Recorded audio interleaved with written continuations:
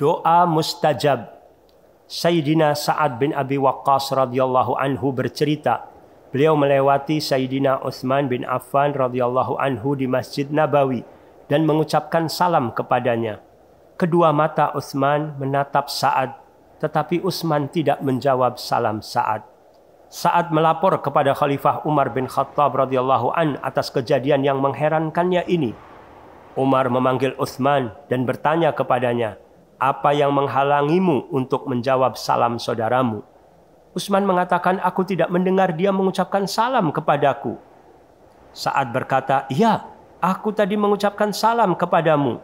Kemudian Utsman teringat dan berkata, ya, aku memohon ampun kepada Allah dan bertaubat kepadanya. Anda tadi lewat di depanku dan ketika itu aku sedang memikirkan suatu doa dari Rasulullah Shallallahu Alaihi Wasallam yang aku tidak ingat doa tersebut karena penglihatan dan hati sedang tertutup. Ternyata Sa'ad waktu itu hadir di majelis tersebut bersama Utsman. Memang Rasulullah SAW belum sempat mengajarkan doa kepada para sahabatnya, keburu kedatangan tamu dan sibuk dengan tamunya. Sampai Nabi SAW meninggalkan para sahabat dan berjalan pulang ke rumah. Sa'ad segera menyusul Nabi SAW dan menanyakan doa yang belum disampaikannya. Nabi SAW menjawab, oh iya, itu doa Dhunnun, Nabi Yunus alaihissalam. Ketika dia berada dalam perut seekor ikan paus, dia mengucapkan, La ilaha illa anta subhanaka inni kuntu minadh dhalimin. Tidak ada ilah yang berhak diibadahi kecuali engkau. Maha suci engkau, sesungguhnya aku termasuk orang-orang yang berbuat zalim.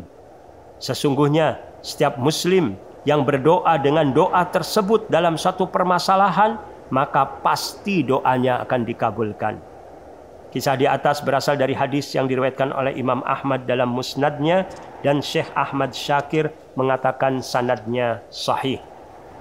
Masya Allah, kisah di atas berkesan sekali dan mengandung banyak pelajaran. Di antaranya, pertama, salam merupakan salah satu sarana untuk mempererat persaudaraan di jalan Allah. Kedua, ketika terjadi salah paham, hendaknya segera diselesaikan dengan baik.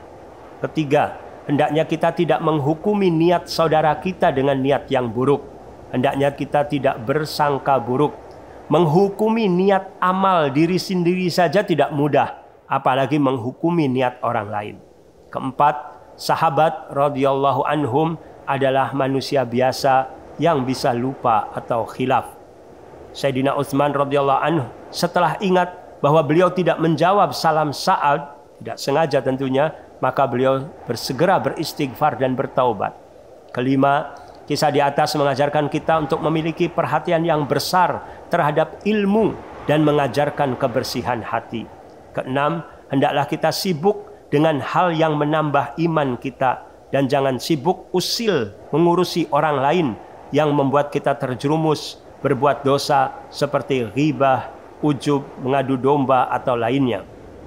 Mengingat Allah itu obat, sedangkan mengingat menyebutkan keburukan manusia itu penyakit.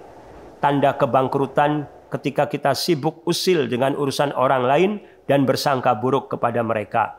Sibuk menyebutkan akhlak mulia, sibuk mengungkapkan sejarah kehidupan Nabi SAW, sejarah para sahabat radhiyallahu anhum, serta orang-orang saleh, itu merupakan keberuntungan.